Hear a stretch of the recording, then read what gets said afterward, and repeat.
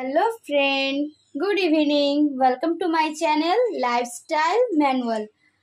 आज के আমরা বিকেলের চট জলদি একটা নাস্তা বানাবো। চলো দেখি কি নাস্তা বানাচ্ছি।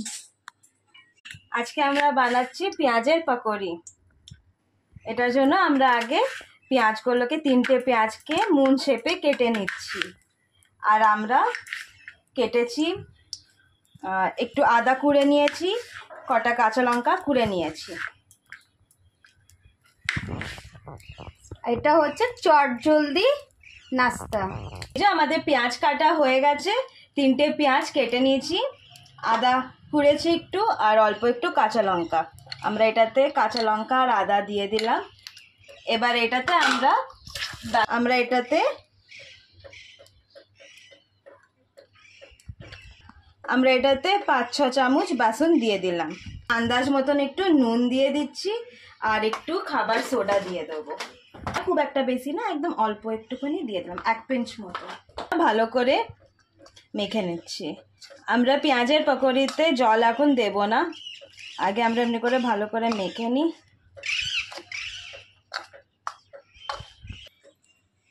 এবার আমরা হালকা জল দিয়ে এটাকে মেখে নেব।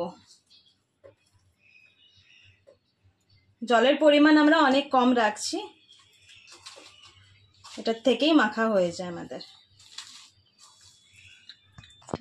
এটাতে আমরা 2 চামচ মতন চাল গুঁড়ো দিয়ে দিচ্ছি,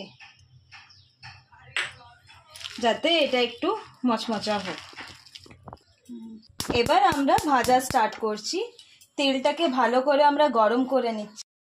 আমরা চেক করে নিই তেলটা গরম হয়েছে কিনা। তেলটা গরম হয়ে গেছে, চলো স্টার্ট করি।